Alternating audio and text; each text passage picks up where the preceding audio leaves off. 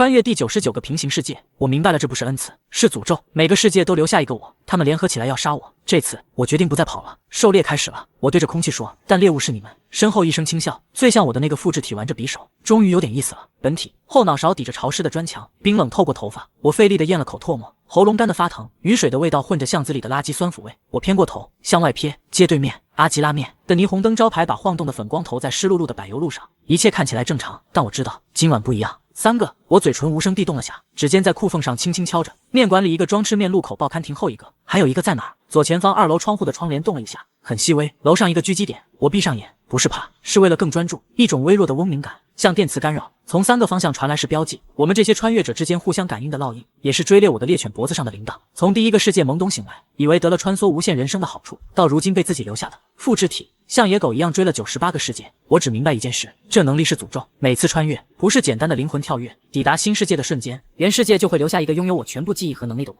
最初几个可能还带点本体的迷茫和善意，但在无尽的追猎和吞噬里，活下来的早就变成了只想抹掉本体，让自己成为唯一的怪物。我喘了口气，肋间伤口的钝痛被牵扯起来，上个世界留下的纪念差点要了我的命。跑，没完没了的跑，像一只在滚轮里跑到吐血的仓鼠。追在身后的是无数个更强、更狡猾、更冷血的自己。一股冰冷的厌烦猛地涌上来，压过了习惯性的恐惧。真的够了，再跑下去，结局不会变。第99次穿越，能量快耗尽了，身上带着伤，这个世界又能躲多久？巷口报刊亭后的那个复制体似乎没了耐心，身影晃了下，想包抄过来。就在这一刻，我动了，我没冲向巷子另一头，反而矮身窜出，目标明确，斜对面那家霓虹闪烁的面馆，速度提到极致，身体在雨幕里拉出残影。哗啦！面馆的玻璃门被我撞碎，碎片像炸开的冰晶，混着雨水飞溅。柜台后打瞌睡的胖老板吓得一哆嗦，叫喊卡在喉咙里。坐在门口位置，穿灰色连帽衫，假装吃面的复制体，显然没料到我会主动冲脸，愕然抬头，帽檐下是张和我7、8分像，但线条更冷硬的脸。我没给他反应时间，冲进来的势头没减，左手探出，扣住他摸向腰间武器的手腕，猛地向下一咬，右肘带着全身重量，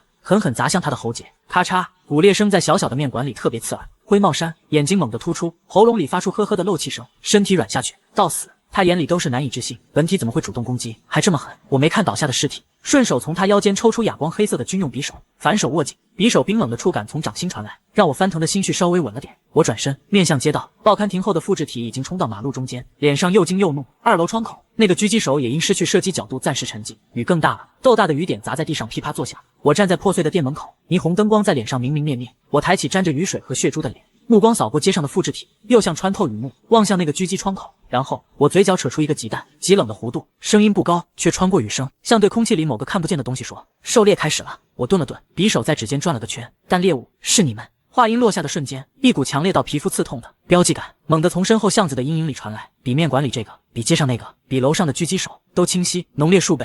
我全身肌肉绷紧，但没有立刻回头，身后一声几乎听不见的轻笑，带着玩味，还有一丝欣赏。终于有点意思了。那个声音响起，慢悠悠的，带着让我灵魂发颤的熟悉感。本体，我慢慢转身，巷口的阴影里，一个身影倚墙站着，同样被雨打湿的头发，相似的轮廓，但气质完全不同。他手里也玩着匕首，动作熟练的像指尖舞蹈。他抬起头，光线照亮他半张脸，几乎和我一模一样的五官，但眼神更深，像不见底的寒潭，闪着捕食者的光。这个复制体给我的感觉远比刚才杀掉的那个强大，也更危险。他看着我，像看到了等了好久的有趣玩具。雨声、心跳声，街中间那个复制体粗重的喘息声混在一起，我的视线和巷口阴影里的那个复制体死死咬住，空气像凝固了，无形的压力散开。街上那个复制体被这突如其来的对峙吓住，一时不敢上前。你是谁？我问，声音平静，但握匕首的指节发白。我穿越近100个世界，杀过逃过无数复制体，从没遇到过气息这么特别的，不只是强，更有种近乎本源的压迫。阴影里的复制体轻笑一声，站直身体。他比我略高，湿透的衣服下是惊骇而危险的身形。叫我夜宵。他歪歪头，目光扫过地上喉咙碎掉的尸体，回到我脸上。看来我们的本体终于不想当兔子了，当兔子只会被追到死。我顶了回去，有道理。夜宵赞同地点点头，脚步轻移，开始绕着我慢慢走，像豹子打量猎物。所以你选了个更有尊严的死法，主动跳进陷阱。谁是猎人，谁是猎物还不一定。我随着他移动调整重心，全身神经绷紧。我能感觉到这个夜宵动作几乎没破绽，而且那种共鸣感太强了，强到让我产生荒谬的错觉，像在照一面扭曲的镜子。夜宵挑眉，兴趣更大了。凭你能量快没了，身上至少3处伤没好吧？格斗技巧马马虎虎，凭什么？凭我才是本体。我盯着他的眼睛，一字一顿，凭你们只是残次品。这句话像根针扎进了夜宵玩味的表象下，他笑容瞬间消失，眼神冰冷。残次品，他重复一遍，声音带着寒意。就因为你最先出现，可笑！就在这时，咻，尖锐的破空声从2楼袭来，狙击手找到了新角度，特制穿甲弹射向我后心。破空声响起的同一瞬，我和叶宵同时动了，我向前扑倒翻滚，快出残影。叶宵猛地掷出匕首，当脆响，叶宵的匕首竟在半空撞上狙击子弹，火星四溅，两者弹开。叶宵看也没看结果，身形如鬼魅扑向街上那个发愣的复制体。那复制体惊骇欲绝，刚要举枪，叶宵的手已向铁钳扣住他手腕，另一只手并指如刀切在他颈侧动脉上。复制体眼一翻，没吭声就软倒在地。瞬间，场中站着的只剩我和叶宵。我从地上跃起，警惕地看着叶宵。刚才太快了，这个叶宵居然帮我挡子弹，还顺手解决另一个追兵。他想干什么？叶宵甩手腕，像刚拍死只苍蝇。他走到被击晕的复制体身边，捡起对方掉落的枪，熟练检查弹药，插在后腰。别误会，本体。叶宵抬头看我，脸上又挂起捉摸不透的笑。我只是不喜欢有人打扰我们的游戏，而且垃圾清一下，视野好点。他慢慢走向我，在5步外停下，这个距离可攻可守。你刚才说狩猎开始，猎物是我们。叶宵饶有兴趣地打量我，口气不小，但我好奇你的资本是什么？就凭一股不想再逃得很近。我没回答，只是死死盯着他。我在快速计算，现在动手胜算有几成？结论是很小。这个叶宵深不可测，放松点。叶宵看穿我的想法，摆摆手，要杀你。刚才你后背空门大开时就得手了，至少现在我对活着的你更感兴趣。你想怎样？我沉声问。合作。叶宵吐出2个字。至少现在我对活着的你更感兴趣。你想怎样？我沉声问。合作。叶宵吐出2个字。我瞳孔一缩。合作。没错。叶宵指指四周，这个世界，每个我们存在的世界，都像个大决斗场，复制体之间也互相猎杀，吞噬对方，想变得更强，最终找到你，取代你。你也发现了，越到后面的世界，追你的复制体越强，因为他们都是残酷淘汰赛的优胜者。我沉默。对，近几10次穿越，追兵的实力和狡猾程度直线上升，独狼活不下去。本体。叶宵的声音带着蛊惑，尤其在你已成所有复制体公敌的情况下，你需要盟友，而我就是那个盟友。我冷笑，一个更强的复制体，我凭什么信你？就凭我知道一些你不知道的事。叶宵迈进一步，压低声音，比如穿越能力的本质，比如为什么会有复制体，再比如怎么结束这一切。我的心脏猛地一跳，结束这一切，这5个字对我有致命的吸引力。你知道怎么停止穿越，消除复制体？只是个猜想，一个方向。叶宵没说满，但总比像没头苍蝇乱撞，或者像丧家犬一样跑到死强，对吧？雨小了，只剩淅淅沥沥的余音，街面一片狼藉，破碎的玻璃，倒地的尸体，昏迷的复制体。面馆老板早不知躲哪去了。寂静里只有2个几乎一样的男人无声对峙，诱惑太大，盟友信息，终结诅咒的可能，但对方是复制体，是最危险的猎手，这会不会是更精致的陷阱？我看着叶宵深不见底的眼睛，想找出欺骗的痕迹，一无所获。为什么选我？我最终问。你大可以杀了我，或者像他们一样追猎我。叶宵笑了，这次的笑容里多了丝难以言喻的复杂情绪。因为你和他们不一样，和我也不太一样。他指指自己太阳穴，我感觉得到。而且最强的猎手往往以猎物的形式出现，这话反过来也许也成立。一个开始反抗的本体，难道不是最有趣的变量吗？他伸出手，掌心向上，做出邀请的姿态。怎么样，本体？是继续这场看不到头的逃亡，直到被某个你不认识的自己干掉，还是赌一把和我这个残次品合作，掀翻这该死的决斗场？我的目光落在叶宵手上，那只手骨节分明，稳定有力，也沾过血。或许很多是我的血，信他，可能与虎谋皮，拒绝，可能错失唯一机会，下一秒就死在他刀下，或者死于下一波更强的追兵。时间像被拉长，每一滴雨落下都听得清。就在我深吸一口气，要做出决定的瞬间，呜啊呜啊，远处刺耳的警笛声由远及近，迅速清晰，红蓝闪烁的警灯光芒开始在街口晃动。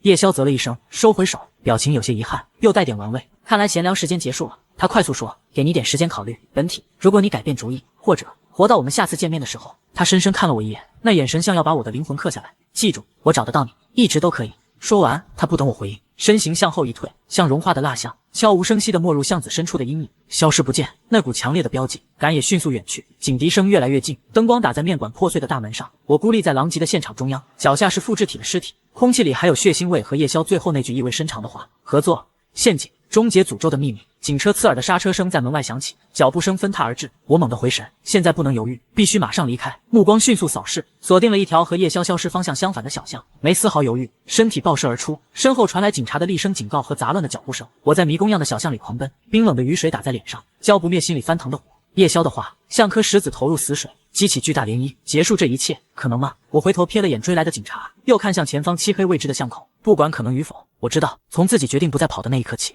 从对叶宵说出猎物是你们的那一刻起，我的人生轨迹彻底变了，而改变的代价也许远超我想象。我像道影子，在狭窄堆满杂物的后巷里穿。我对这种环境太熟了，过去98次逃亡，大半时间都在这种城市阴暗缝隙里度过。湿滑的地面，低矮的晾衣绳，突然窜出的野猫，都让我的速度慢不下来。身后的警笛声和呼喝声被复杂夯到削弱，但我不敢大意。这个世界的科技水平不明，天上有没无人机，巷口有没监控，都是未知。现在需要尽快脱离这片区域，找个能藏身、理清思路的地方。半小时后，城西一片待拆迁的破旧居民区，我确认再三，甩掉了所有可能的尾巴，像壁虎一样悄无声息地攀上一栋6层老楼的外墙，从破碎的窗户钻进顶楼一个空置单元。房间里是灰尘和霉菌的味道，空荡荡，只有几件废弃家具。我靠在门后，仔细听了听，只有风声和远处模糊的城市噪音。安全了。暂时，我缓缓滑坐在地，长长吐出口带着血腥味的浊气，肋间伤口因为剧烈奔跑阵阵作痛。我撩起湿透的衣角，借窗外透进的微弱天光看，纱布被血和雨水浸透，伤口肯定裂了，但此刻顾不上这些。叶萧的脸，他那玩味又危险的眼神，还有那些话在脑子里打转。伤口肯定裂了，但此刻顾不上这些。叶萧的脸，他那玩味又危险的眼神，还有那些话在脑子里打转。合作结束这一切，我知道穿越能力的本质，每个字都充满诱惑，也可能是裹着蜜糖的毒药。我强迫自己冷静，开始分析。叶萧实力远超普通复制体，他能轻易解决掉另外2个，还能精准拦截狙击子弹，战斗素养和对能力的运用到了惊人高度。这样的家伙之前为什么从没在追猎中出现？他是新崛起的，还是一直躲在暗处？第二，他声称知道穿越的秘密，真假？如果是真，他一个复制体怎么知道连本体都不清楚的信息？如果是假，他编这谎言的目的是什么？就为降低我的戒心。第三，也是最重要的一点，他提出合作的动机，复制体的终极目标不都是取代本体吗？叶萧为什么反着来？他说的变量有趣，更像是一种研究者的心态，他想利用我达到什么目的？我揉着发胀的太阳穴，信息太少，敌友难辨。但有一点叶萧说的对，独自一人的确寸步难行，复制体们似乎有办法追踪我。每次穿越后，被找到的时间越来越短，继续单打独斗，迟早被耗死。可是和叶萧合作，等于和魔鬼握手，主动权会完全在对方手里。信任在我的经历里，这个词早和天真、死亡划等号。无论是穿越后遇到的原住民，还是那些最初或许有善意的早期复制体，最后都走向背叛或相互吞噬。我靠在冰冷的墙上，闭上眼睛，疲惫感像潮水涌来，不光是身体上的，更是心里。98次穿越，98次逝去，98次在生死边缘挣扎，见过太多世界的繁华和破败，经历过太多短暂的希望和随之而来的绝望。我真的太累了，结束这一切。这念头一旦生出，就像野草疯长，也许值得赌一把。正心乱时，左臂内侧突然传来灼热的刺痛，我猛地睁眼，撸起袖子，小臂内侧一个平时几乎看不见的奇异符文正微微发光，散发热量。这个符文是获得穿越能力后就出现的，我叫它烙印。它不仅是穿越的钥匙，似乎也和其他复制体间的标记、感应有关。现在烙印发光发热，意味着什么？有强大的复制体在附近，还是叶萧在用什么方式联系我？我屏住呼吸，仔细感受，那股感应很弱，断断续续。方向是东南方。我小心挪到窗边，透过肮脏的玻璃向下看，楼下街道空无一人，只有昏黄路灯在雨后水洼里投下摇晃的光斑。不对，我的目光锁定在对面一栋同样废弃的3层小楼楼顶，那里不知何时多了个模糊的黑影，黑影静静站着，面向我的方向，距离太远，看不清脸，但我能感觉到一道冰冷的视线穿透夜色，落在我身上。不是叶萧的气息，这个标记感更混乱，更暴力。黑影抬起手，对着我做了个割喉的动作，然后他向后退，消失在楼顶的黑暗里。烙印的灼热感也消退了。我靠在窗边，心慢慢沉下去。看来叶萧说的考虑时间比我想的还短。新的猎手已经就位，并且发出了死亡宣告。冰冷的寒意顺着脊椎爬上来，不是恐惧，是被更强掠食者盯上的警觉。楼顶黑影散出的标记带着原始不加掩饰的吞噬欲，和叶萧那种深沉的危险完全不同的猎犬。我脑子里闪过这词，一些复制体在无尽相互猎杀里会逐渐迷失自我，退化的更像凭本能的野兽，只知追踪撕咬。他们往往更麻烦，因为不按常理出牌，不能待这儿了。对方找到了这个落脚点，我没丝毫犹豫，忍痛起身，动作迅捷无声。我快速检查了下肋间伤口，简单用撕下的干净布条重新加压包扎，然后像幽灵一样滑出空置单元，没走楼梯，而是再次借助外墙管道和空调外机，灵巧快速的向下移动。落地时，我刻意避开积水，没发出一点声音，目光锐利的扫视四周，尤其是对面那栋小楼楼顶。黑影消失了，但被窥视的感觉没完全散去。我选了和东南方感应方向垂直的一条窄巷道，快速潜入阴影里。当务之急是摆脱追踪，然后也许可以试试接触叶萧。那个猎犬的出现，反而让叶萧的合作提议显得不那么荒谬了。至少叶萧看起来还有理智，能交流。在迷宫样的待拆迁区穿行，我尽量避开主干道和可能有监控的区域。我对这种城市边缘地带有种本能的熟悉。十几分钟后，我找到一处半埋在地下的废弃防空洞入口，锈蚀的铁门虚掩着，周围杂草丛生。小心探查后，确认里面空无一人，只有浓重的霉味和动物粪便味。我侧身钻进去，用找到的几块碎石抵住铁门，留条缝观察外面，同时确保内部足够黑暗。背靠冰冷潮湿的水泥墙，我缓缓坐下，剧烈的心跳慢慢平复。黑暗里，感官更敏锐了。我再次感受左臂的烙印，那股灼热感消退了，但残留着一丝极弱的指向性，依旧指向东南方。是那个猎犬还在附近徘徊，还是烙印本身在指引什么？我想起叶萧的话，我找得到你，一直都可以。难道也是通过这个烙印？必须尽快做决定，被动等待只有死路一条。我尝试集中精神，主动去触碰左臂的烙印，这不是第一次，但以往除了穿越时的剧烈反应，平时这烙印几乎没动静。这次，当我把全部意念集中上去时，一种奇异的感觉产生了，不再是简单的灼热，而是一种微弱的共鸣，像在极遥远的地方有个同频的原点，方向隐约也是东南，是夜宵吗？还是别的什么？我无法确定，但这也许是唯一的线索。深吸一口气，我下了决心，留在这儿，迟早被那个猎犬或更多闻讯而来的复制体毒死。与其坐以待毙，不如主动出击，去找那个共鸣的源头。如果是夜宵，就听听他到底有什么计划；如果是陷阱，那就拼个鱼死网破。我需要武器，需要信息，需要了解这个世界的基本情况。刚才在面馆只拿到一把匕首，远远不够。防空洞外传来细微的沙沙声，像风吹动杂草，但又带着某种规律。我瞬间屏住呼吸，身体紧绷，匕首反握在手，悄无声息地挪到门缝边。透过杂草缝隙，我看到月光下一个佝偻的身影正在不远处缓慢移动，动作僵硬，走走停停，不时低头在地上嗅着什么。是那个楼顶的黑影，猎犬。他竟追踪到了这里，而且是以这种看似缓慢，实则极具压迫感的方式。我的心沉了下去，这家伙的追踪能力比我想的还强，不能再等了。我仔细观察猎犬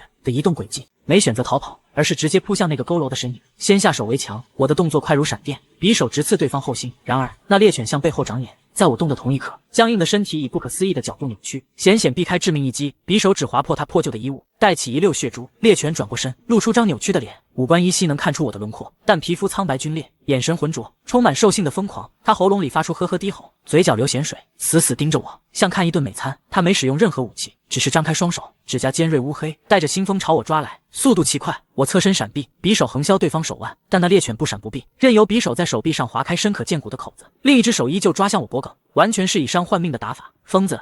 我暗骂一句，被迫后撤。这种不要命的对手最难缠。猎犬一击不中，低吼着再次扑上，动作毫无章法，却力量巨大，带着蛮横的毁灭气息。我凭更精的技巧周旋，匕首几次划过他的身体，但都无法造成致命伤，反而激起了他的凶性。这样下去不行，动静会越来越大，而且这怪物体力似乎无穷无尽。我目光扫过周围，看到不远处有根丢弃的生锈钢筋。我虚晃一招，引开猎犬注意力，随即一个翻滚捡起钢筋，猎犬再次扑来。我这次没闪避，而是看准时机，将钢筋像标枪般奋力掷出，扑哧，钢筋精准地贯穿了猎犬的大腿，把它牢牢钉在了地上。嗷！猎犬发出痛苦嚎叫，疯狂挣扎，但一时无法挣脱。我没丝毫怜悯，转身就跑。这不是决斗，是生存。我必须利用这点时间拉开距离。我朝着东南方向发足狂奔，身后的嚎叫声渐渐远去，但我知道那根钢筋困不住他多久，必须尽快找到共鸣的源头。我穿过破败的街区，越过锈迹斑斑的铁轨，朝着城市相对繁华的方向跑去。随着靠近市区，那种微弱的共鸣感似乎清晰了一点点。在一处24小时自助银行门口，我停下来喘息，玻璃门上反射出我狼狈的身影，脸色苍白，衣服破损沾满污渍，眼神却异常锐利。我需要信息，关于这个世界，关于夜宵，关于那个猎犬。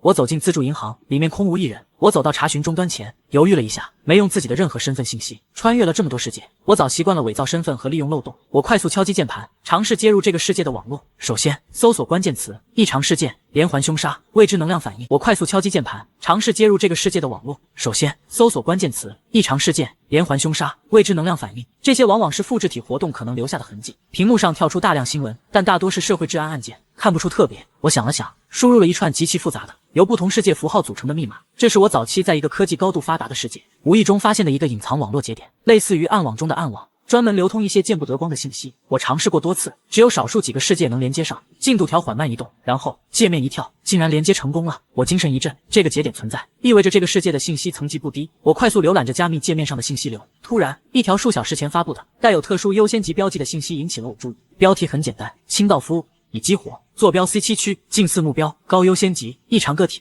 信息下面附着一张极其模糊的，似乎是远程监控拍下的照片。照片上，一个身影正在巷战中，虽然像素很低，但我一眼认出那是自己刚刚在面馆门口击杀第一个复制体的瞬间。发布者 ID Observer 观察者，我瞳孔骤缩。清道夫是指那个猎犬吗？他是被这个观察者激活的，目标是自己这个高优先级异常个体。一股寒意从脚底升起，难道复制体的追杀背后还有更庞大的组织在操控？这个观察者是谁？我立刻尝试追踪 Observer 的信息来源和 IP 地址，但对方显然做了高级反追踪处理，数据如同泥牛入海。就在我专注操作终端时，自助银行外的街道上，一辆黑色的厢式货车无声无息地停稳，车门划开，几个穿着黑色作战服、戴着全覆盖头盔、装备精良的身影敏捷地跳下车，呈扇形向自助银行包围过来。他们的动作整齐划一，无声无息，带着一股专业的肃杀之气，不是警察，也不是复制体那种混乱的标记感。我的超长感知发出了尖锐警报，我猛地抬头，透过玻璃门看到了那些迅速逼近的黑影，被发现了，是那个观察者派来的人。我毫不犹豫，一拳砸碎操作终端屏幕，毁掉访问记录，同时身体向后击退。砰！自助银行的钢化玻璃门被某种爆破装置炸得粉碎。呛人的烟尘中，两个黑色身影率先冲了进来，手中的武器瞬间锁定了我，目标确认，实施抓捕。冰冷的电子合成音从头盔下传出，子弹擦着我耳畔呼啸而过，打在身后的 ATM 机上，迸溅出火星。这些人的射击精准而致命，显然是要活捉，但完全不介意让我失去反抗能力。我在对方破门的瞬间就已经向侧面扑倒，利用银行内的座椅作为掩体。我心头震动，这些武装人员训练有素，配合默契，绝不是普通的执法部队或乌合之众，是这个世界针对异常个体的特殊部队，还是观察者直属的私人武装。没时间细想，另一侧也有黑影包抄过来，我猛地将身边的金属座椅踹向正面冲来的两人，暂时阻碍他们的视线，同时身体贴地翻滚，匕首划向侧面一人的脚踝。那人反应极快，抬脚避开，手中的枪口下压，直接撞入对方怀中，左手扣住其持枪手腕，右手匕首向上击刺，目标是头盔与作战服连接的脆弱颈部。蹭蹭，匕首划过特种纤维，发出令人牙酸的声音，却没能完全穿透。这作战服的防护力极强，被近身的武装人员肘击狠狠砸向我肋间的伤口，剧痛让我眼前一黑，动作一致，对方趁机挣脱，枪托顺势砸向我的太阳穴。千钧一发之际，我凭着无数次生死搏杀练就的本能，偏头躲过要害，枪托重重砸在肩胛骨上，一阵钻心的疼，我借力向后跌退，撞翻了另一张椅子。更多武装人员涌入狭小的自助银行，枪口全部指向我。完了，被毒死在这里了。我背靠着冰冷的墙壁，嘴角溢出一丝血迹，眼神却如同困兽般凶狠。我快速扫视，寻找任何可能的突破口。通风口太小，天花板是实心的，难道刚做出反击的决定就要栽在这里？就在我几乎绝望之际，嗡！一股强烈的、令人心悸的电磁干扰感猛地席卷了整个空间，自助银行内的灯光疯狂闪烁，然后啪的一声全部熄灭，就连那些武装人员头盔上的夜视仪和战术手电也瞬间失灵，发出短路的滋滋声。一片混乱的黑暗，敌袭、电磁脉冲、切换备用光源，武装人员的电子合成音也带上了一丝杂音，但他们的备用光源尚未亮起。咻咻咻咻咻咻，几声极其轻微的，仿佛消音武器射击的声音响起。紧接着是人体倒地的闷响和压抑的痛哼，我在黑暗降临的瞬间就伏低了身体，心脏狂跳。是夜宵，他来了！不到5秒钟，干扰消失，银行内的应急灯微弱的亮起，我看清了眼前的景象，冲进来的5、6名武装人员全部倒地昏迷，他们的颈部或头盔连接处都插着一枚细小的、闪烁着蓝色电光的针状飞镖，一个身影悠闲地靠在被炸碎的门口，手里把玩着一个小巧的金属发射器，正是夜宵。他穿着一身合体的黑色休闲服，脸上依旧带着那抹让人捉摸不透的笑容，看着我，仿佛刚刚只是随手拍死了几只苍蝇。看来我来的正是时候。本体夜宵歪了歪头，你的欢迎仪式还挺别致。我撑着墙壁站起来，肋部和肩膀的疼痛让我吸了口冷气。我死死盯着夜宵，是你干的？电磁脉冲，这些人是你引来的？脉冲是我放的，不然这些公司的猎犬没那么好解决。夜宵踢了踢脚边昏迷的武装人员，不过他们可不是我引来的，是你自己不小心触动了观察者的监控网络。那个自助银行的终端有隐藏的触发程序，公司、观察者，我捕捉到这2个关键词。你认识他们？当然。夜宵走过来，姿态轻松，仿佛在自家后院散步。公司是这个世界上，或者说是很多世界上一个对我们这类存在非常感兴趣的庞大组织，而观察者是他们的眼睛和大脑之一。你刚才看到的清道夫激活信息就是他们发布的。他蹲下身，在一个武装人员身上摸索着，很快找出一个巴掌大的电子设备，类似加固过的平板。至于我为什么来这里，夜宵站起身，将平板递给我。一方面是感应到你的烙印出现了剧烈波动，像是遇到了大麻烦；另一方面嘛，他指了指平板屏幕，屏幕上正显示着一幅城市地图，一个醒目的红点在不远处闪烁，旁边标注着高优先级异常个体，代号本体，实时追踪信号强。而代表我位置的红点正在地图上微微移动，与我此刻的位置完全一致。我看着屏幕上那个不断闪烁的代表我的红点，一股寒意从尾椎骨直冲头顶。他们能实时追踪我，通过你手臂上的烙印。夜宵点了点自己的左臂同样位置，语气平淡。公司似乎有某种技术可以放大和锁定这种独特的信号，不然你以为为什么你每次穿越追兵总能那么快找到你？我猛地看向自己的左臂，那个平时几乎看不见的烙印，此刻在应急灯昏暗的光线下，似乎比平时要清晰一点点。难道我的一切行踪都在这个所谓的公司和观察者的监视之下？所谓的穿越、复制体追杀，背后都有他们的影子。夜宵看着我脸上变幻的神色，笑了笑，补充了刚才没说完的话。另一方面，我来找你是因为留给我们的时间不多了。他指了指地图上另一个正在快速接近的更大的红色信号标记，旁边标注着清理单位屠夫，预计抵达时间3分钟。清道夫只是开胃菜，屠夫才是公司专门处理棘手问题的大家伙。我猜是观察者发现普通的抓捕小队失效，决定直接进行物理清除了。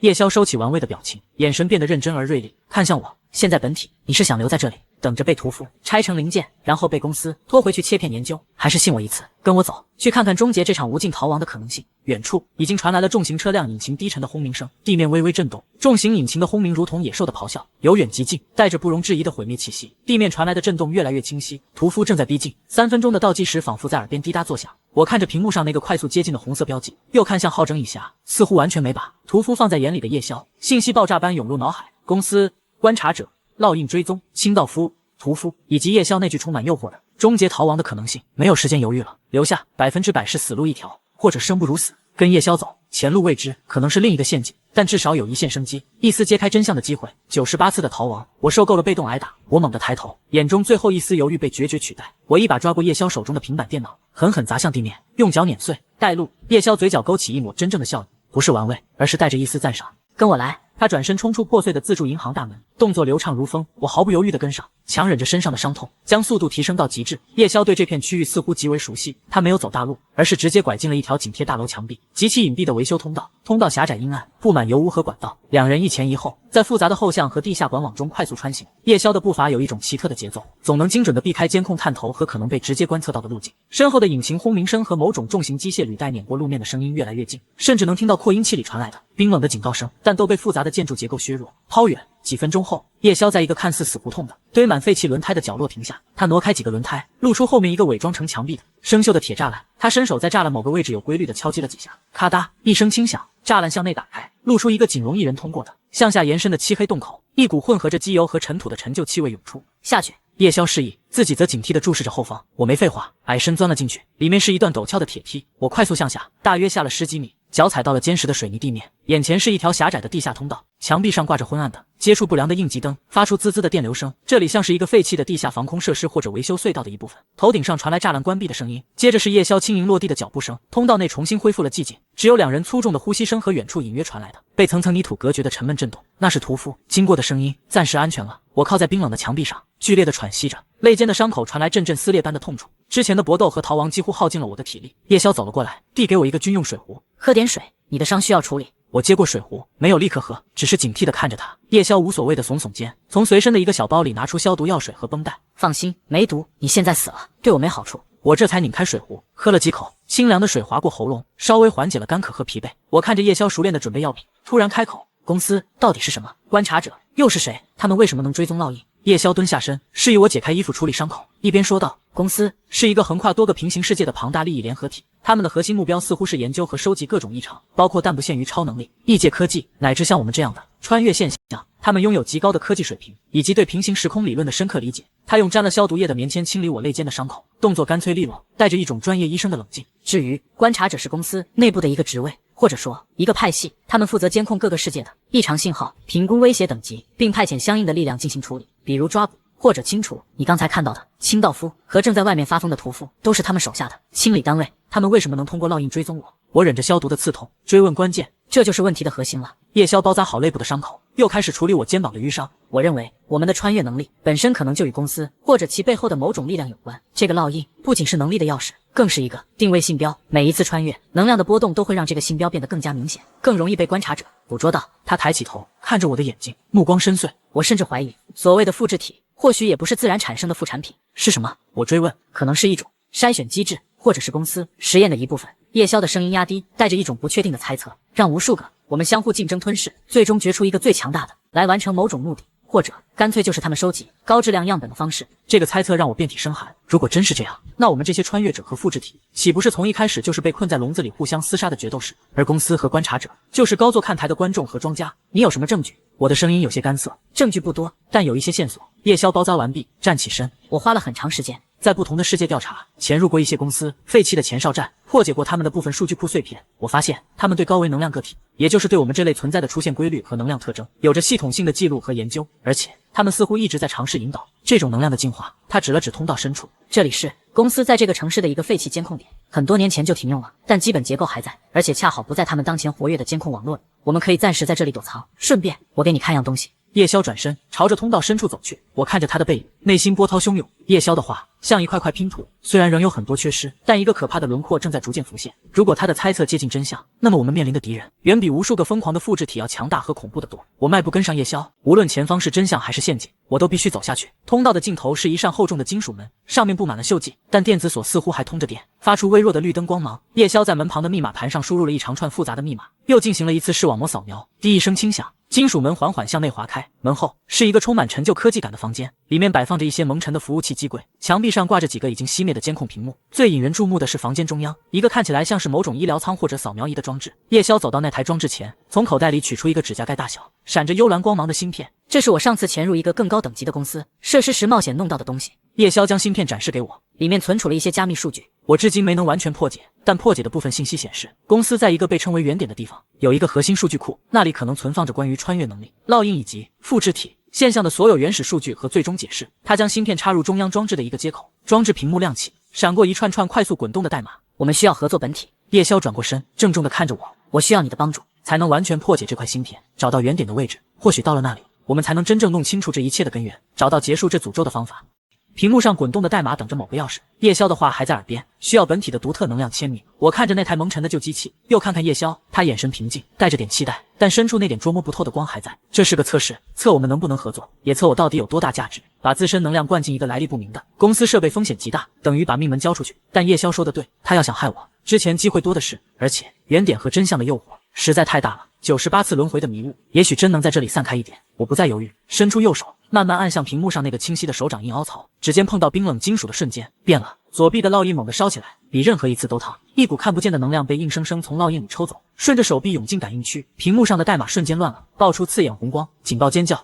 我闷哼一声，感觉身体被掏空一块，眼前发黑，想抽手，却发现手掌被死死吸在上面。叶萧脸色变了下，但没慌，反而在控制台上快速敲打，输入一连串指令。能量过载，稳住，他在识别你的签名。更多能量被抽走，我甚至感觉生命力在流失。机器发出不堪重负的嗡鸣，外壳裂开细纹，这不像解锁，像要毁了它。就在我快撑不住时，抽取感猛地停了，红光熄了，刺耳的警报也断了。屏幕上的代码重新稳定，但不再是乱码，而是组成了一幅复杂的3维星图。一条路径被高亮，终点是个闪烁的光点。星图下面跳出一行简短的信息项目：普罗米修斯之火，原点坐标 S01访问权限级，需本体生命特征确认。警告：路径存在高维乱流，稳定性低于阈值。成功了！我虚脱的后退，靠在冰冷机柜上大口喘气，浑身冷汗。刚才那几秒比恶战还耗神。叶萧紧盯着星图和信息，眼里闪着兴奋的光，低声自语：S01果然存在原点世界。他快速把星图和数据存进一个微型存储器，然后拔下那枚变得暗淡的芯片，芯片表面甚至有了裂痕。没事吧？他这才看我，语气平静了些，但眼里的热切没退。我摇头，感觉力气在慢慢回来。刚怎么回事？他差点吸干我，设备太老，调不好能量强度，或者你的本体签名能量超他设计上限了。叶萧把坏芯片收好，结果好就行。我们拿到了原点坐标，大概范围，也确认访问需要你的生命特征。他指指屏幕上的警告：高维乱流，常规穿越过不去，或者极不稳，我们需要一艘。然后拔下那枚变得暗淡的芯片，芯片表面甚至有了裂痕。没事吧？他这才看我，语气平静了些，但眼里的热切没退。我摇头，感觉力气在慢慢回来。刚怎么回事？他差点吸干我，设备太老，调不好能量强度，或者你的本体签名能量超他设计上限了。叶萧把坏芯片收好，结果好就行。我们拿到了原点坐标，大概范围，也确认访问需要你的生命特征。他指指屏幕上的警告：高维乱流，常规穿越过不去，或者极不稳，我们需要一艘船，一种能稳穿高维乱流的特殊载具。公司肯定有，但我们得弄一艘，或者知道哪能找到。叶萧陷入沉思。就在这时，整个地下房间轻轻震了下，头顶落下灰尘。叶萧脸色一变，快步走到一个看似废弃的监控屏前，手指快速滑动，屏幕亮起，显示外面几个隐藏摄像头的画面。画面里，之前那辆黑色货车没走远，停在几个街区外。更吓人的是，一个超3米高、像人形坦克的金属造物，屠夫正用他粗壮机械臂上的多管机炮对着周围建筑无差别火力侦察。他想用暴力逼我们出来，同时屏幕上还抓到几个快速移动的黑影，在废墟间穿梭，快如猎豹。是那种退化了的猎犬复制体，他们似乎也被这动静吸引，或者被公司故意赶过来的。麻烦大了。叶萧语气沉重，屠夫在清场，那些猎犬也来了，这据点不能待了。他快速关闭设备，抹掉操作痕迹，得马上走，去下一个安全屋。我知道的地方可能有关键信息。哪儿？这城市的黑市。叶萧看我，眼神锐利。那儿鱼龙混杂，流通很多公司淘汰或流出的技术和信息，也许能找到关于船的线索，或者观察者的具体情报。外面的爆炸声和猎犬嘶吼越来越近，墙壁震得更厉害。没时间犹豫了，叶萧走到金属门边，侧耳听了下外面动静，猛地拉开门，跟我来，走另一条应急通道。记住，看见什么都别停，别回头。门后不是来时的通道，是条更窄、布满粗管道和蛛网的维修井。一股浓重的铁锈和机油味扑来，叶宵率先钻进去，身影迅速被黑暗吞没。我最后看了眼屏幕上那个标着圆点的光点，深吸口气，压下身体的虚和心里的乱，紧跟其后钻进了那条未知又危险的通道。身后沉重的撞击和爆炸声传来，屠夫非常近了，我们的逃亡进了新阶段，目标不再只是活命，更是朝着一切混乱的根源。维修井里又湿又暗，只能勉强弯着腰走。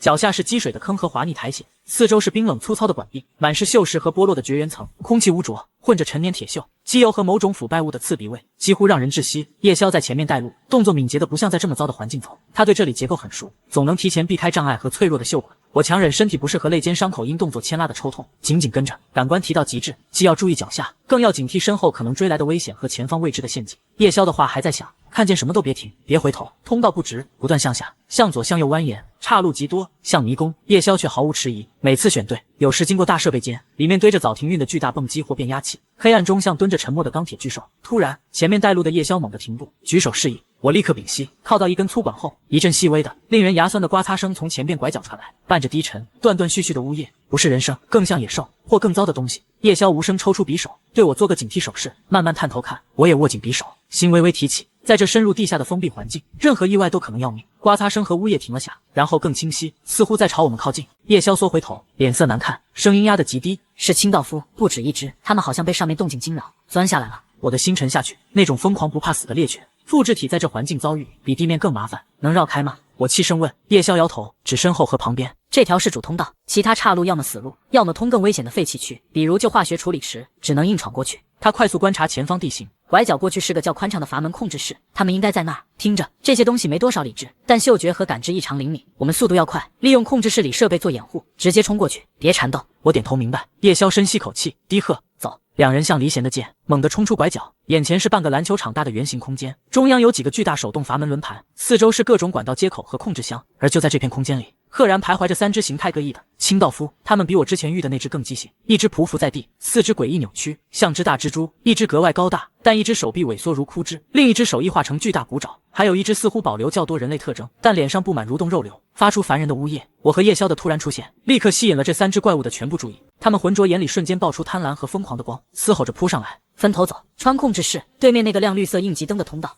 叶宵大喊，主动迎向蜘蛛形态的清道夫，匕首划出凌厉弧线，逼退对方。我则面对冲来的高大清道夫和那个肉瘤脸。高大清道夫的骨爪带着恶风当头抓下，我侧身闪避，骨爪狠狠砸在旁边铁控制箱上，留下几道深凹痕。肉瘤脸侧面迂回，张嘴喷出股带强腐蚀性的恶臭粘液。我急忙矮身，粘液擦着我后背射在管道上，立刻冒白烟，发出嗤嗤声。不能恋战！我脚下发力，用阀门轮盘做掩体，躲开高大清道夫的又一次扑击，同时将匕首掷向肉瘤脸，逼他中断喷吐闪避。我趁机前冲，就在我快冲到对面通道口时，那只被叶宵逼退的蜘蛛清道夫竟利用墙壁和管道，以一个不可思议的弹跳，从空中扑向我后背。小心！叶宵的警告传来，我感到脑后恶风袭来，回身防御已来不及，我猛地向前扑倒，扑哧，利器入肉的声音，但不是刺中我。我回头见那只蜘蛛清道夫被一柄从侧面飞来的造型奇特的短剑精准钉在墙上，短剑穿透他的头，让他瞬间毙命。是叶宵，他在千钧一发之际掷出了他的武器，直到确认那只清道夫没追来，才靠墙停下，剧烈喘息。叶宵看着自己左臂上被腐蚀出的伤口，皱眉，快速撒上些药粉，用绷带缠紧。他看我，眼神复杂。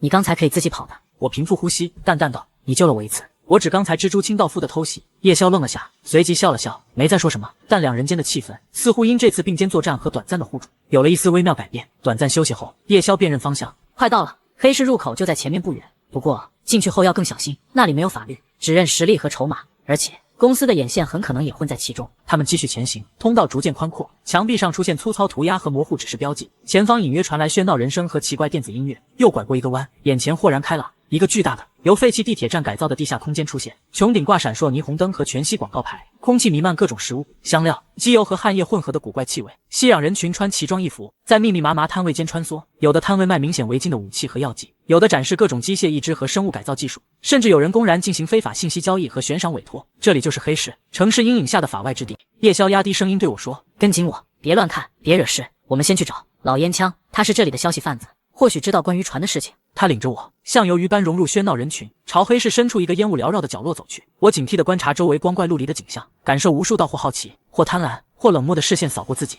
我知道寻找原点真相的下一站充满未知危险，也可能藏着关键线索。而他们刚踏入这片区域，在拥挤人流中，一个戴兜帽、身影模糊的人似乎不经意地瞥了他们一眼，然后迅速消失在人丛里。那惊鸿一瞥的眼神，让我感到一丝莫名的熟悉和寒意。黑市的喧嚣像实质的潮水，冲刷着感官，劣质音响放出的电子乐震耳欲聋，各种语言的叫卖争吵，窃窃私语混在一起，形成混乱的背景噪音。空气里除了各种古怪气味，还弥漫着一种紧绷的、一触即发的危险感。叶宵显然对这里轻车熟路，他带着我在拥挤摊位和人群中快速穿行，巧妙避开那些明显不怀好意的打量和潜在冲突点。他的目标是市场深处一个相对安静的角落，那里有个用废弃集装箱改造的小铺面，门口挂个闪烁的霓虹灯牌，上面是个抽象烟斗图案。铺面里光线昏暗，烟雾缭绕，拥挤人流中，一个戴兜帽、身影模糊的人似乎不经意地瞥了他们一眼，然后迅速消失在人丛里。那惊鸿一瞥的眼神，让我感到一丝莫名的熟悉和寒意。黑市的喧嚣像实质的潮水，冲刷着感官，劣质音响放出的电子乐震耳欲聋，各种语言的叫卖争吵，窃窃私语混在一起，形成混乱的背景噪音。空气里除了各种古怪气味，还弥漫着一种紧绷的、一触即发的危险感。叶宵显然对这里轻车熟路，他带着我在拥挤摊位和人群中快速穿行，巧妙避开那些明显不怀好意的打量和潜在冲突点。他的目标是市场深处一个相对安静的角落，那里有个用废弃集装箱改造的小铺面，门口挂个闪烁的霓虹灯牌，上面是个抽象烟斗图案。铺面里光线昏暗，烟雾缭绕，一个干瘦、头发稀疏，正叼着老式电子烟斗吞云吐雾的老头，悬在破旧扶手椅里，眯眼看面前悬浮的小屏幕，屏幕上正播着模糊的星际新闻。这就是老烟枪。叶宵走到铺面门口，敲了敲敞开的门框。老烟枪懒洋洋的抬眼皮，看到叶宵，浑浊眼里闪过一丝不易察觉的金光，但很快又恢复那副半睡半醒的样子。哟，稀客，这次又惹了什么麻烦？需要老头子我擦屁股？他的声音沙哑，像破风箱。找你买点消息。老烟枪。叶宵走进去，我紧随其后，警惕地站在门口附近，视线扫过铺面里堆满的各种古怪零件和纸质文件。消息？老烟枪嗤笑一声，吐出一个烟圈。我这里的消息可不便宜，尤其是能让你这种大人物亲自跑一趟的消息。关于船，叶宵开门见山，压低声音，能穿过高维乱流的船。老烟枪抽烟的动作顿了一下，眯起的眼睛睁开了一条缝，仔细打量着叶宵，又瞥了一眼门口的我。船，那可是烫手山芋，打听他的人要么是疯子，要么是被逼到绝路的家伙。他意有所指地看着叶宵手臂上新鲜的绷带，以及我狼狈的模样。开个价吧。叶宵不为所动，老烟枪慢悠悠地吸了口烟，伸出3根枯瘦的手指。第一，我要知道谁在追你们的级别；第二，我要水星带那边黑之猪佣兵团最近的动向；第三，他顿了顿，目光落在我身上。我要看看你这位朋友，他看起来挺面生，气息也挺特别。叶宵皱了皱眉，前2个条件虽然麻烦，但还能应付。第3个条件明显是针对我的。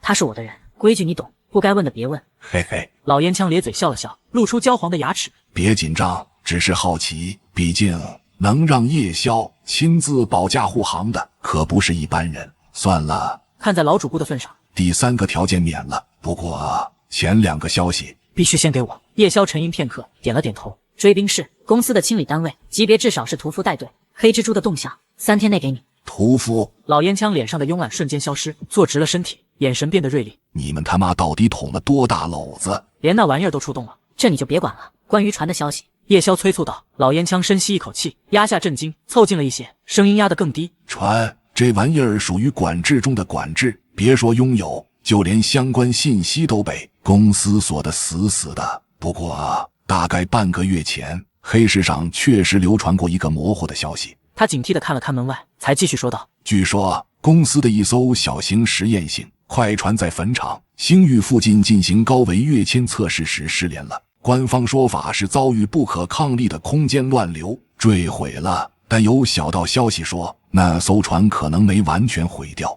而是迫降或者坠毁在了坟场星域的某个边缘星球上，坐标不明。坟场星域，叶宵的眉头紧锁。那里是已知的高维乱流最剧烈的区域之一，而且充满了空间碎片和辐射尘，几乎是不毛之地，所以才是坟场啊。老烟枪摊摊手，消息就这么多了，是真是假，你们自己判断。不过我要是你们，宁可去面对屠夫，也别轻易闯坟场，那地方有去无回。就在这时，铺面外原本喧闹的黑市突然诡异的安静了一瞬，紧接着远处传来一阵骚动和惊呼声。我猛地转头看向门外，只见人群如同被惊动的蚁群般向两边分开，让出一条通道。几个穿着黑色皮质风衣、戴着遮住半张脸战术目镜、气息冷峻的人正径直朝着这个集装箱店铺走来。他们的步伐一致，动作间带着一股训练有素的杀气，与周围黑市的环境格格不入。是公司的人，他们竟然这么快就找到了这里。老烟枪脸色大变，猛地从椅子上跳起来，动作敏捷的不像个老人。他飞快地按动了椅子扶手的一个隐蔽按钮。咔嗒，店铺角落的一个货架突然向内滑开，露出后面一条黑暗的暗道。快走！老烟枪对叶宵和我低吼，从这儿出去，被你们害死了。叶萧没有丝毫犹豫，一把拉住我，冲进了暗道。在我们身影没入黑暗的瞬间，货架迅速合拢，恢复了原样。几乎在同一时间，店铺的门被粗暴地踢开，那几个黑风衣闯了进来，冰冷的战术目镜扫视着空荡荡的店铺和一脸惊慌、伪装的老烟枪。人呢？为首的黑风衣声音没有任何感情色彩，老烟枪摊开手，一脸无辜。谁？我这儿就我一个老头子，你们是谁？想干什么？黑风衣没有理会他的表演，战术目镜上闪烁着红光，似乎在扫描着什么。很快，他的目光锁定了那个刚刚合拢的货架。而此时，我和叶萧正在狭窄陡峭的暗道中向下狂奔，身后传来货架被暴力拆解的巨响。这条暗道似乎通往更深处的地下系统，但我们的行踪已经彻底暴露。公司的追兵如同枯骨之躯，刚刚得到的关于船的线索指向了绝地，坟场新域，而身后的追兵已经近在咫尺。前路是九死一生的险境，后退是十死无生的绝路。我们的选择似乎不多了，暗道又陡又滑，只能靠叶萧手里那点微光看路。后面传来砸门和叫骂声，公司的人正在破拆老烟枪的障碍。这路通哪？我压低声音问，脚下没停。城市最底下，老的排水道。叶萧的声音在窄道里发闷，那像迷宫，还连着几个旧防空洞，也许能甩掉他们。老烟枪，别操心那老狐狸。叶萧打断我，他能混这么多年，有保命招，顾好我们自己。向下滑了110米，脚踩到实地，眼前是条极宽的圆隧道，直径超过10米，脚下污水没到脚踝，臭气熏天，两边有水泥台子可以走。隧道两头没入黑暗，只有远处滴水声，更显得空寂。这是城市早废弃的老排水系统。这边，叶萧毫不犹豫左转，同时灭了灯珠。小心点，这地方不干净。我们借着头顶井口漏下的微光，沿台子边缘快走。污水流动声盖住了脚步声，但也可能盖住别的危险。我全力感知黑暗里的动静，这深不见底的地方，不止我们。一些微弱混乱的气息藏在管子和污水里，带着敌意。没跑多远，前面黑暗中亮起几对绿油油的光点，伴着低沉的威胁嘶吼。是变异生物，常年活在辐射污染下的地底东西，通常很凶。几只像大狗蛋皮肉溃烂、獠牙外露的幼鼠状东西挡住路，显然把我们当成了入侵者或点心。别缠斗，冲过去！叶萧低喝，速度反增，匕首在手如箭射出。我紧跟。这些变异生物虽凶，但威胁不大。叶萧的匕首像死神的镰刀，精准切开扑来幼鼠的喉咙。我则靠灵活身手，把挡路的踹进污水或打退。两人配合，瞬间撕开兽群，不停留的继续前冲。后面追兵的声音似乎远了，但我心里不安感更强，那种被窥视的感觉没散，反而更清晰。不是后面的公司追兵，也不是黑暗里的野兽，而是更上面或者更说不清的存在。观察者，我脑子里闪过这名字，难道我们一直没逃出他的眼睛？黑市里那个戴兜帽的。就在这时，咻！一道锐利破空声从头顶袭来，直指叶萧。叶萧反应极快，猛向前扑倒，一道银光擦着他后背扎进污水，溅起水花，是根细长金属针。攻击不是从后面来，是从前面隧道壁上一个隐蔽通风口。紧接着，更多银针如雨点般从不同方向的通风口和阴影里射来，埋伏的不止一个，配合默契，几乎封死了我们所有退路。有埋伏，叶萧厉喝，身体如鬼魅在窄台子上闪转，匕首舞动隔开大部分银针，但还是有几枚擦破他衣服。我也全力躲闪，这些针又快又狠，显然是高科技家伙。我被逼得不断靠近台子边缘，脚下就是臭水。埋伏的是谁？公司另一队人，还是黑市里盯上我们的其他势力？可当一道身影从前边阴影里慢慢走出来时，我和叶萧的脸色都变得极难看。是个女人，紧身黑色作战服勾勒出矫健身材，脸上半张面具，露出的下半张脸线条冷硬。最扎眼的是她双手各握一把造型奇特、像乐器般流线的银色手枪，枪口冒着一丝青烟。刚才的银针就是这枪打的，但让我和叶萧心惊的不是枪，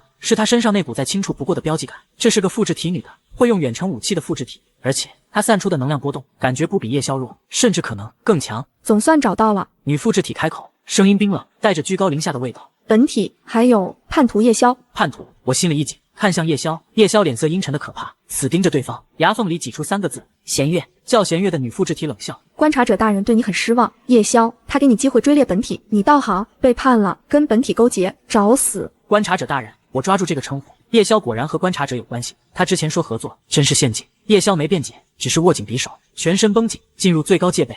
少来这套，弦月，观察者派你来灭口。灭口是顺手。弦月目光转向我，面具下的眼像毒蛇。主要目标是带回珍贵的本体样本。至于你叶萧，走错了路，就和本体一起消失吧。他慢慢抬起双枪，对准我们，小心他的音波弹和毒针。叶萧急促地对我低语，他能力很麻烦。话没说完，弦月扣下扳机，射出的不是子弹，是2圈肉眼能见的扭曲音波。音波速度极快，范围极大，几乎罩住了整个隧道截面。我和叶萧同时向两边扑倒，音波擦身而过，轰在后面隧道壁上。结实的水泥墙竟被震出蛛网般的裂痕，强烈的音爆震得我耳朵嗡嗡响，气血翻腾。这女人太霸道了！没等我们站稳，弦月第2轮攻击又到，无数牛毛细针从枪口喷出，像暴雨梨花照了过来。同时，两边通风口和阴影里也冒出好几个人影，拿着各种武器，气息都不弱，显然是弦月的手下，形成了完美包围。前有狼后有虎，我们被包了饺子，我的心沉到谷底。弦月出现，彻底搅乱了局面。他他的话更惊人，叶宵曾是观察者的手下，这是内斗还是针对我的更精密的局？叶宵挡开几根毒针，眼神急闪，像在飞快想办法。他猛地对我喊：“不能被他缠住！”公司的追兵马上到，必须立刻冲出去。他指向隧道深处，那边有个应急泄洪闸，冲过去，我挡着。说完，他不等我回应，竟主动扑向弦月，匕首带着一股不要命的气势，直刺对方要害。他选硬拼这个强敌。弦月冷笑，双枪交错，瞬间和叶宵打在一起，枪刃相撞，爆出刺耳金属声和能量波纹。我看叶宵决绝的背影，又扫了眼围上来的复制体追兵，情况危急，没时间多想。我一咬牙，速度提到极致，朝叶宵指的方向埋头猛冲。现在只能信他一次，不然都得死在这。几个复制体手下想拦，但我毫无保留，把穿梭多个世界练出的格斗技巧和生死经验全用出来，匕首翻飞，拳脚并用，硬是从包围圈撕开个口子。身后叶宵和弦月的激战声、能量碰撞声不绝于耳，打得异常激烈。我不敢回头，拼命向前跑。前面黑暗中隐约能看到一扇巨大的锈迹斑斑的金属闸门轮廓。就在我快冲到闸门前时，砰！一声巨响伴着叶宵的闷哼从后面传来。我下意识回头瞥了一眼，正好看到叶宵被弦月一记重击打飞，重重撞在隧道壁上，喷出一口血。弦月则毫发无伤，举枪缓缓逼近，枪口对准似乎暂时失去反抗能力的叶宵。叶宵，我心里一紧，脚步慢了一瞬，就这一下迟缓，一道诡异的黑影像液体似的从污水里悄无声息升起，出现在我身后。一只冰冷滑腻的手无声无息地捂向我的口鼻，手里一块浸透了强效麻醉剂的布，散发着甜腻气味。我察觉到危险时已经晚了，那甜腻气味钻进鼻子，强烈眩晕感瞬间冲上头顶。我奋力挣扎，但身后力量大得惊人，视线开始模糊，最后看到的是弦月把枪顶在叶宵额头，以及叶宵望向我这边，眼神复杂，然后黑暗彻底吞没了我的意识。